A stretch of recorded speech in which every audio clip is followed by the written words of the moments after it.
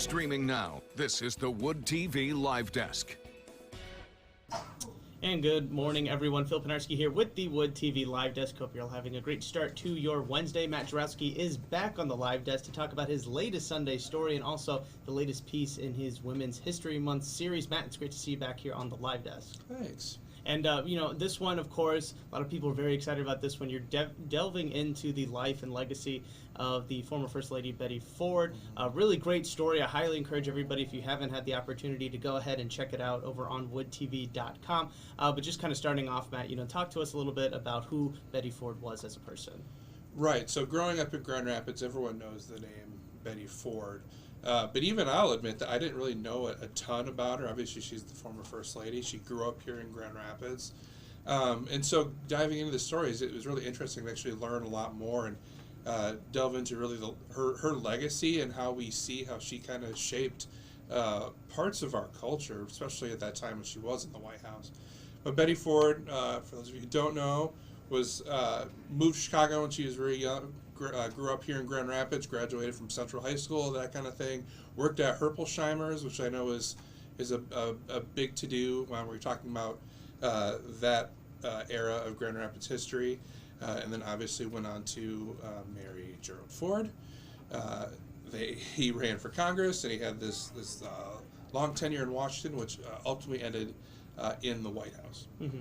And, you mentioned that people all across West Michigan and really across the country, I know not even growing up here, you kind of recognize that name, Betty Sure. Ford. And over the course of this series, when you've been on the Live Desk, we've talked about some amazing women, but, the names maybe don't stand out to as many people. But with Betty Ford, a lot of people do know at least something about Sure. her. But was there anything that really stood out to you when doing this research that you were like, wow, I never knew that? That's something that I'm, really going to remember, something that I kind of wish I knew while I was growing up in school. Right. So the first thing you think about when you think of Betty Ford is the Betty Ford Clinic, which is definitely a part of the story because that is a long-lasting impact. Obviously Betty's no longer with us, but the clinic is still very much there and helping, thousands of people each year seek help for drug and alcohol addictions and treatment for other things. But really, when it comes to Betty, one of the big things that I took away in my research was not how opinionated she was, but how vocal she was. How there were a lot of her personal beliefs that didn't necessarily quite line up with her husband's, who was the President of the United States, and more importantly, the Republican Party, Republicans at large. When she was the First Lady, she was very well liked, even though President Ford's numbers didn't always reflect that. He ended up losing his one election to Jimmy Carter, so he only served that abbreviated term. But because she was so honest and frank with her opinions and wasn't necessarily afraid to speak out and have her voice heard, I think that resonated, with a lot of people. I talk about it in the story, but she had a really a big interview with 60 Minutes. And even Morley Safer, who did the interview, admitted that he wasn't expecting this kind of conversation when they sat down together. But they really dug into some really hot topics, even today, talking about abortion or premarital sex or marijuana, these kind of things that he really thought they would gloss over and she would give a non-answer. She was upfront honest and gave her opinions on those things that didn't necessarily line up. So her willingness to have her voice be heard and her husband's willingness to let her have her voice be heard. I know that kind of doesn't sound quite right in that context, but his chief of staff, Dick Cheney, there's actually one story, and it's included in the piece. They wanted her to hey, can you have her kind of not, maybe peel back away from the microphone a little bit. It's maybe hurting us in some ways. And President Ford was like, no, I'm not going to tell her to stop talking. I'm not going to tell her to change what she believes, any of that kind of stuff. So that was one thing that really stood out to me. Mm-hmm. Yeah, no, you said it yourself. It's something that you probably, I've never heard of it really in the past or really haven't seen since. Just, First Lady having that kind of audience and being able to use her voice sort of in that way. And she was uniquely herself. You get into it really in your story about how her being open to a lot of different things was really what made her resonate with a wide variety of different Americans. You went into her cancer diagnosis, that was a huge deal, but also a couple of other things that really did allow herself to stay in the public eye and throughout history. Right. I mean, it's one of those things. There was polling after the 60 Minutes interview where, and this is getting into election time, so this is the big deal. She had 75% approval rating, and she even famously quipped, like, I would give my own life for my husband to have those ratings, so he could win another term. But yeah, there was a lot of stuff that how she really connected. It was her willingness to be open. If she's going to be on this platform where she is in the public eye, she's not a perfect person. She would admit to that. She has her own foibles, and we especially talk about that when we get into the drug and alcohol addiction stuff. But if she's going to be in this spotlight, she's going to use it to do good. And so when she was diagnosed with breast cancer, going public with her diagnosis was a really big deal at that time. There was a stigma around talking about your health issues.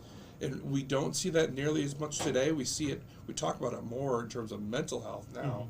But back then, even talking about breast cancer was something that wasn't really done. So her being, forthright, sharing her experiences, saying she needed to go get surgery, this is what you should do, women, this can happen to you as well. Go get checked. And there was really a noted movement at that time. They experts and researchers call it the Betty Ford blip, where by sharing her story, she motivated millions of women to go out and get mammograms and take breast cancer risks more seriously.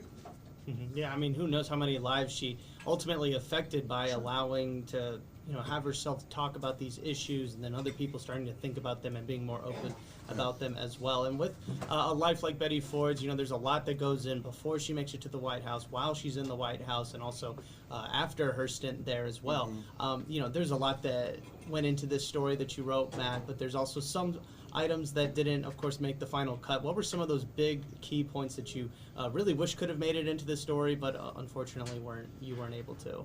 Yeah, there's a couple things as far as her feminist leanings. I know there's one quote that I'm pretty sure this did make it in the story of, she was really kind of the most identifiable Republican feminist, and that made her unique at that time.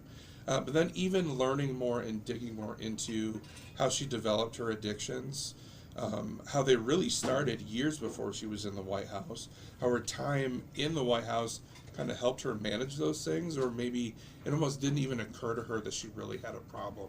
And then how that kind of snowballed on itself once she was out of office. And then again, diving back into it of, you're on this platform, you're at that point a former first lady, but you're a dignitary, you're well respected. To come forward and admit that you have these problems was a huge deal at the time. But encouraging people to, you know what, I'm dealing with this. It's not great, but I'm going to get help. I did go get help.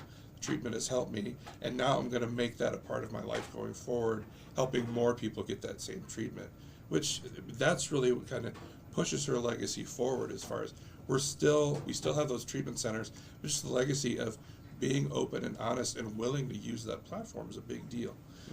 And as you can see when you go back and read the piece, there's a lot of that ties right back to her growing up here in West Michigan too. So I think that's really the thread that carries it on.